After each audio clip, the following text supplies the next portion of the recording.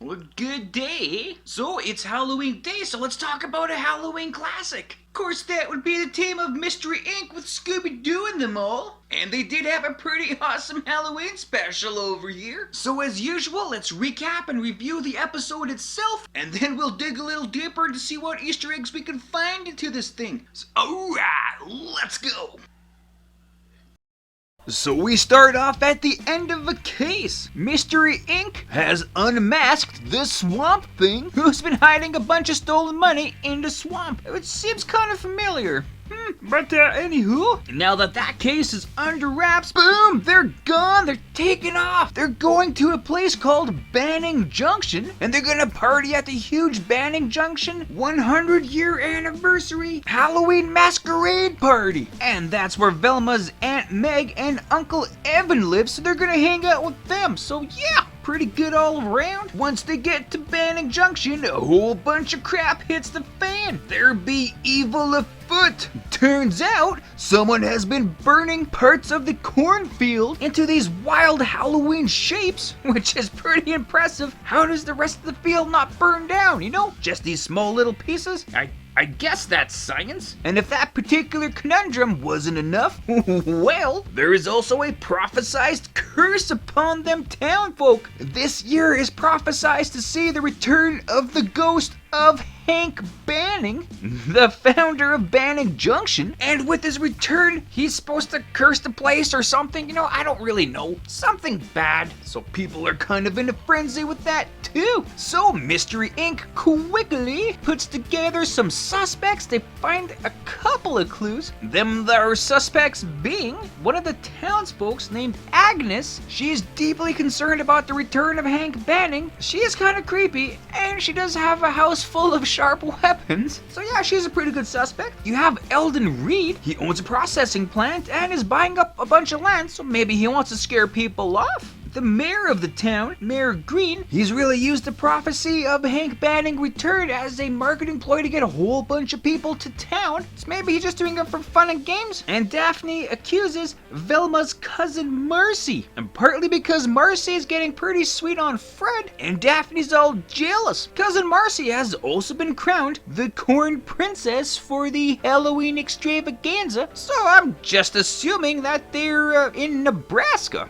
Go Corn Huskers! So as Mystery Inc. is out and about looking for clues, they do find a glove as a clue. Cool. And as they're out in the fields, a bunch of scarecrows come to life and start attacking.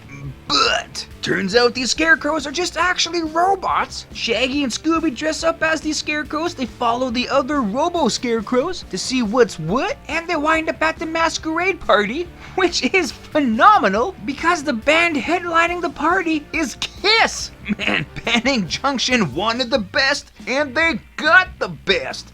So as Kiss is just cranking out the song Shout It Out Loud, that's when everything goes all wild and wonky. The robo-scarecrows all start going berserk, chasing people around. The ghost of Hank Banning does return, but it's all a moot point, because it's found out pretty quick that the ghost is just a projection from the projection room, and the already established robo-scarecrows just get destroyed. And then all of a sudden, boom, Velma knows who is behind everything, and it is indeed the Corn Princess, Cousin Marcy.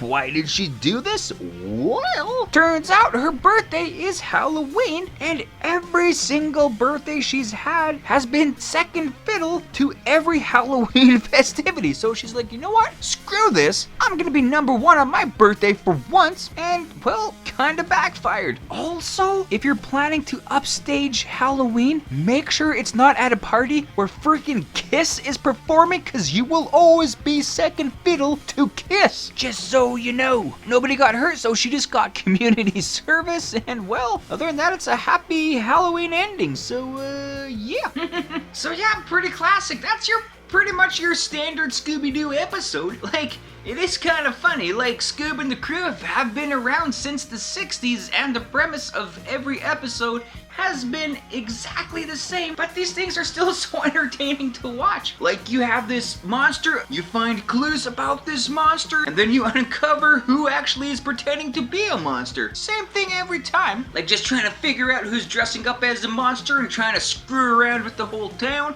Like, I guess the whole detective aspect of it is kind of what appeals to me the most, which is then kind of funny in this featured episode because there really wasn't a whole lot of detective work going on. It was just stuff. Like, usually the clues are pretty good and kind of scattered hither and thither, kind of giving you some idea of what's going on, but in this one, like, what were the clues?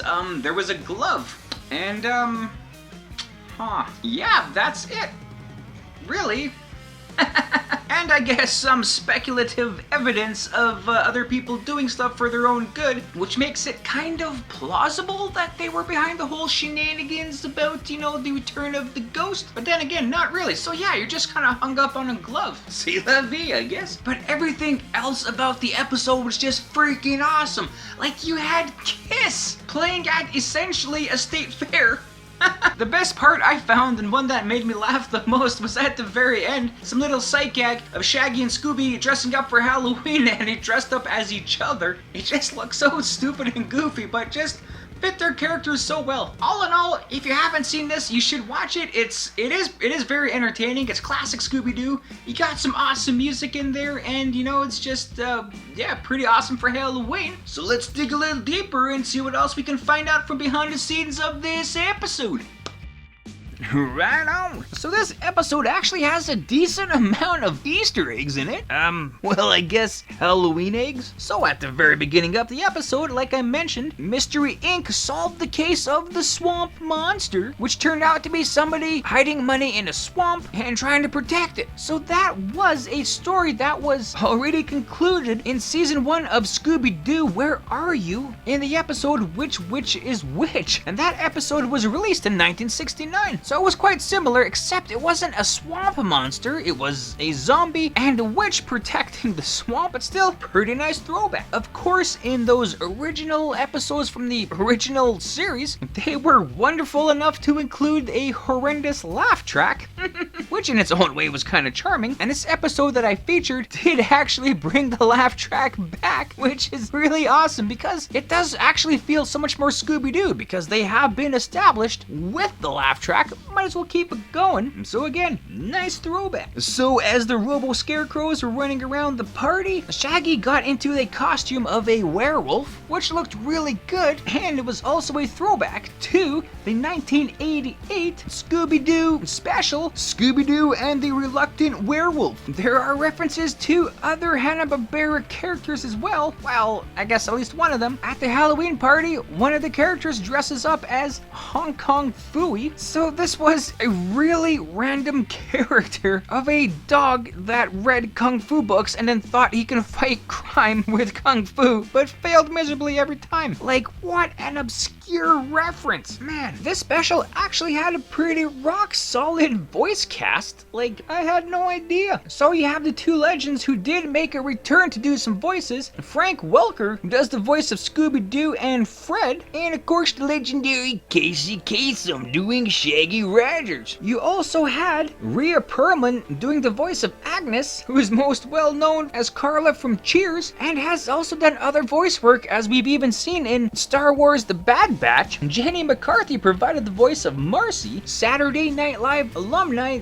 Julia Sweeney did the voice of Aunt Meg, and even SpongeBob SquarePants himself, Tom Kenny, did a couple of voices, including the voice of Gene Simmons from Kiss. I guess he wasn't available, but Paul Stanley was available, and he actually did his own voice himself. So really, quite a pretty good voice cast. Now, even though Gene Simmons didn't do his voice this time in a Scooby-Doo special, he did eventually, because this wasn't Kiss's only appearance in the Scooby-Doo realm. They did return in a 2015 direct-to-video movie called Scooby-Doo and Kiss Rock and Roll Mystery, where Paul Stanley returned to voice himself, Gene Simmons came back to voice himself, and the other two kind of stand-ins at the time, Tommy Thayer and Eric Singer, provided their voice voices as well. So yeah, if you didn't get enough Kiss this time, you definitely will with that one. So yeah, other than that, I guess that's that. Right on, and there you go. So thanks for watching the video. I hope you liked it as much as I did making it. Also, feel free to check out the source material that I featured in this video. And if you want to leave a comment on anything you may have liked or things I might have missed in this,